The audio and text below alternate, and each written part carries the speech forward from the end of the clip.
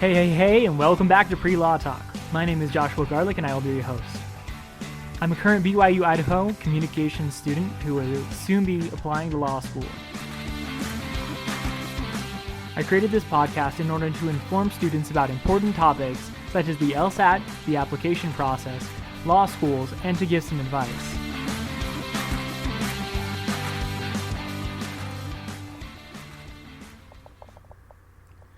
Alright, so last week we ended up talking about the status of the legal field and how that affected law schools and then what decisions you should make based off of those facts that we had.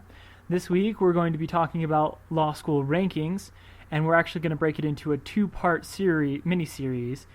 So part one this week, part two is next week. We'll probably talk about resources to find law school rankings, good resources online. Today we're going to be talking about so this is part one, how are rankings determined, and do rankings make a difference?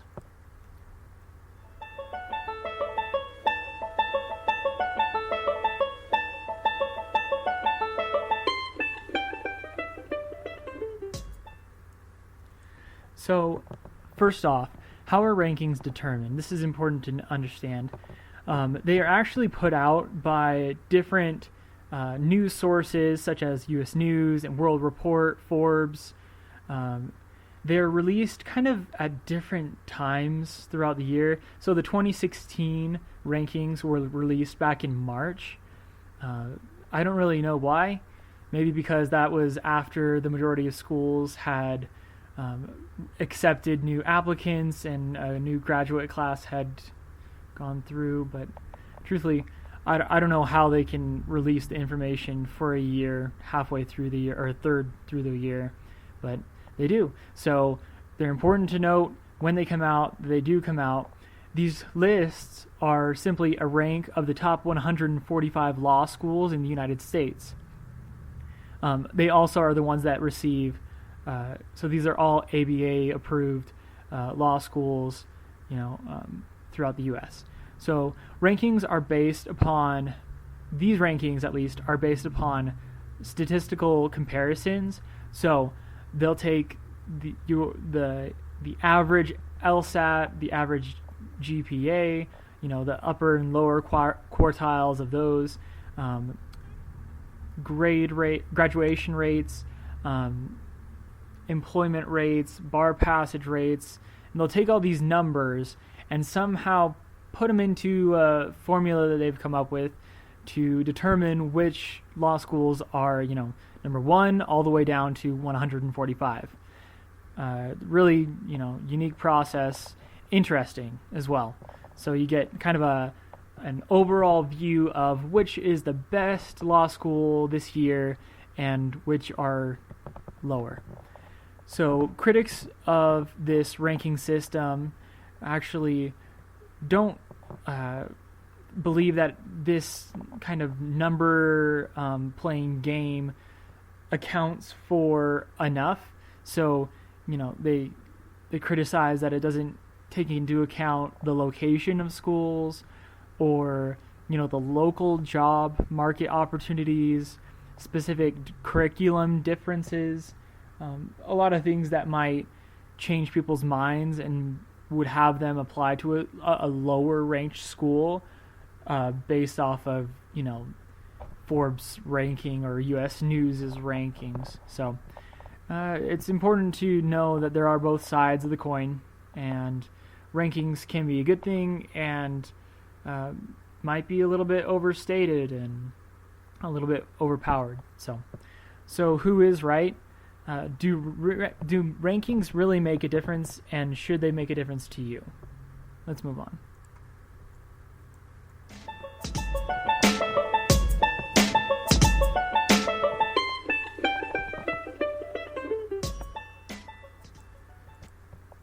All right. So second, do rankings make a difference? This largely depends on what you want and where you want to do it. So if you want to practice in a specific state, you might just look at an in-state comparison. So you might not even want to look at a national level. You might not care who the top 10 schools are in the nation.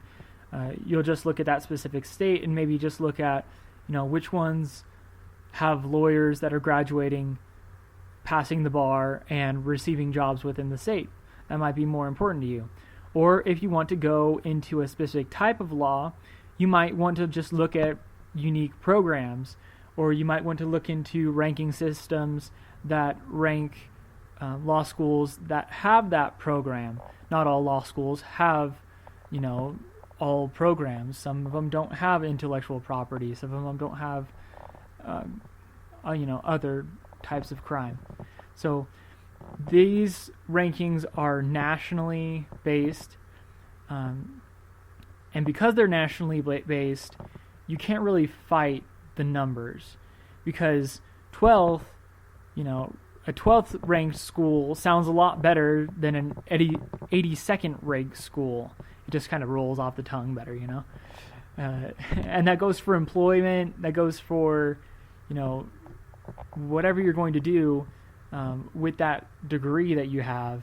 Saying that you graduated from a 12th ranked school is going to look a lot better than an 82nd ranked school. So just something to take into consideration. The rest of the world really doesn't care about these law school rankings. They just care about how they sound. So another note, law schools love comparing themselves. And so you'll find in emails that you get from law schools and brochures and handouts that they will compare themselves to as many other schools as they possibly can, and they will manipulate and find numbers that make themselves look really good. So if you didn't know this already, you might want to start doing the same for yourself, because this is how the world works. This is the world we live in, so learn to play the game. Grab some numbers, make them look good for yourself. If you went to a top 10 school, make that number look great. If you went to the number 1 school in your state and graduated, somewhere near the top of your class, make that look good, because that's what people like to see. People like to see that you're competitive. So, that's what it's all about, right? So that's all I've got for you today. Next time, we're going to be talking about law school rankings, part 2, which is resources that you can find online to find those rankings and to do different things with those rankings. So tune in next time. See you around.